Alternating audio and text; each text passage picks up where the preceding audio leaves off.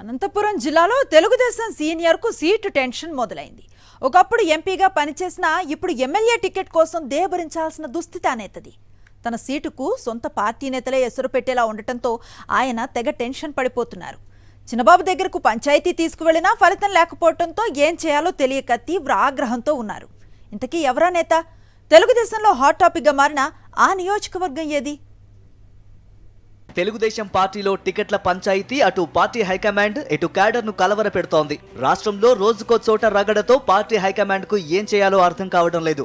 పొత్తుల లెక్కలు తేలకుండానే జనసేన నుంచి మొదలైన అసంతృప్తి సెగ రోజు రోజుకు పెరుగుతూ ఉండగా సొంత పార్టీలోనూ అలాంటి ఇబ్బందులే ఎదురవడంతో చంద్రబాబు బ్యాచ్ కు దిక్కు తోచడం లేదు. తెలుగుదేశం పార్టీ పొలిట్ బ్యూరో సభ్యుడు కాలువ శ్రీనివాసులు అనంతపురం జిల్లా టీడీపీ అధ్యక్షుడిగాను బాధ్యతలు నిర్వహిస్తున్నారు.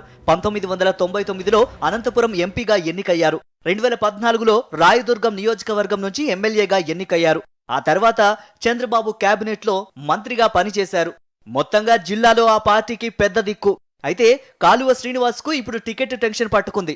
వచ్చే ఎన్నికల్లో మరోసారి రాయదుర్గం నియోజకవర్గం నుంచి పోటీ చేయాలని భావిస్తున్న కాలువ శ్రీనివాసులు ఆ సీటు తనకి కేటాయించాలని కోరుతున్నారు. 2014కు ముందు రాయదుర్గం నియోజకవర్గం టీడీపీ ఇన్ఛార్జిగా మాజీ ఎమ్మెల్సీ దీపక్ రెడ్డి ఉండేవారు. తాడిపత్రి టీడీపీ మాజీ ఎమ్మెల్యే జేసీ ప్రభాకర్ రెడ్డికి స్వయానా అల్లుడు ఈ దీపక్ రెడ్డి.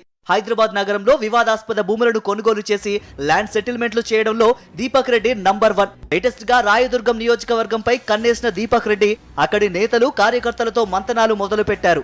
వచ్చే ఎన్నికల్లో టికెట్ తనకే అని అందరూ సిద్ధంగా ఉండాలని దీపక్ తన అనుచరులను సన్నద్ధం చేస్తున్నారు.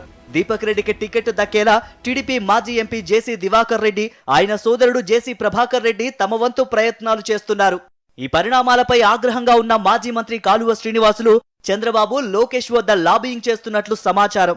ఈ పరిస్థితుల్లో రాయదుర్గం అసెంబ్లీ లేదంటే అనంతపురం పార్లమెంటు నుంచి కాలువ శ్రీనివాస్ కు అవకాశం ఇచ్చేందుకు టీడీపీ అధిష్టానం ప్రతిపాదనలు సిద్ధం చేస్తున్నట్లు తెలుస్తోంది.